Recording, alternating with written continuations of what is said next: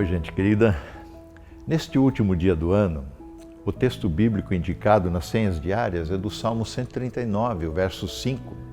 E eu tomo a liberdade para ler do verso 1 ao 6 para termos o contexto onde esse versículo é retirado. Ó Senhor, diz o salmista, Tu examinas meu coração e conheces tudo a meu respeito. Sabes quando eu me sento e quando me levanto, mesmo de longe conheces os meus pensamentos. Tu me vês quando viajo e quando descanso, sabes tudo o que faço. Antes mesmo de eu falar, Senhor, sabes o que vou dizer. Vais adiante de mim e me segues, pões sobre mim a tua mão. Esse sentimento é maravilhoso demais para mim, diz o salmista. É grande demais para que eu possa compreender. Nós, criaturas finitas, limitadas, temos dificuldades em compreender e assimilar a grandeza, o poder, a onisciência, a onipresença de Deus. É muito além daquilo que o nosso imaginário procura vislumbrar, descrever. Colocados diante da majestade do Deus eterno, todo-poderoso, somos igualmente levados a perceber a nossa limitação, a nossa finitude, a nossa pequenez, a nossa insignificância. Contudo, o ser humano, fruto de sua natureza caída, pecaminosa, desvirtuada, atribui a si mesmo uma grandeza que não lhe cabe. Atribui a si mesmo uma pretensão de usurpar o lugar de Deus em sua vida e declarar-se autônomo, independente, autossuficiente, Deus de si mesmo. Arrogantemente toma o destino de sua vida em suas próprias mãos, sem levar em consideração que, sim, há um Deus, um Criador, a quem prestaremos contas. Essa postura de descartar Deus de nossas vidas faz com que o ser humano faça as maiores besteiras possíveis. Como já declara o Salmo 53, verso 1, diz o tolo, o insensato em seu coração, Deus não existe. Corromperam-se e cometeram injustiças detestáveis. Não há quem faça o bem, não há um sequer.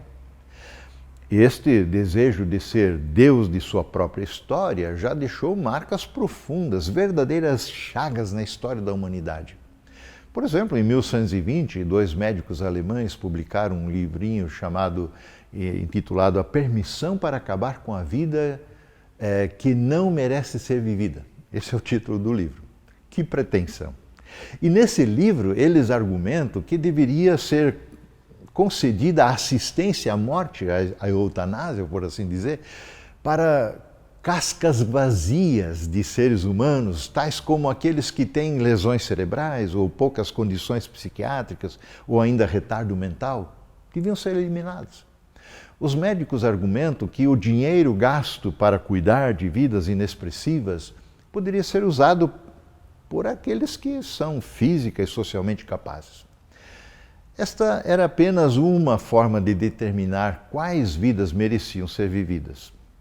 A história demonstra que tal pensamento levou a brutais experiências e aos campos de extermínios nazistas e ainda aos programas de esterilização forçados e em alguns países europeus e não por último aos radicais movimentos eugênicos aí na Grã-Bretanha, Estados Unidos mesmo.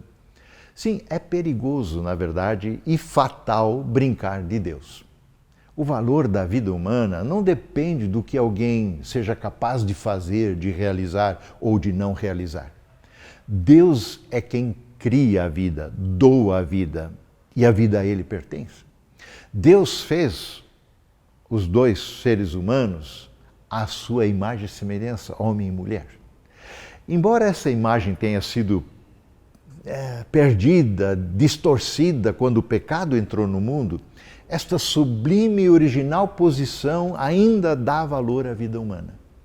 Nosso valor não está, portanto, em nossas realizações, mas na origem da nossa criação. Criados por um Deus eterno, verdadeiramente bom, santo, puro, um Deus que é amor em sua essência, que nos cria para uma vida em comunhão e intimidade com Ele mesmo. Intimidade esta, sim, interrompida e impossibilitada por causa do pecado, mas restaurada por meio de Jesus Cristo na obra dele na cruz. Assim como criaturas reconciliadas com Deus, vivemos e percebemos que Deus não está longe, indiferente conosco. Mas Ele é, sim, um Deus presente, vivo, atuante, um Deus que intervém. E ao final de mais um ano, podemos declarar e celebrar ao Senhor com as palavras do salmista que diz: Tu me cercas por trás e pela frente, e pões a tua mão sobre mim. Saber-se cuidado, amparado, dirigido por um Deus vivo, um Deus presente, um Deus que intervém, é algo maravilhoso demais para compreendermos em sua plenitude.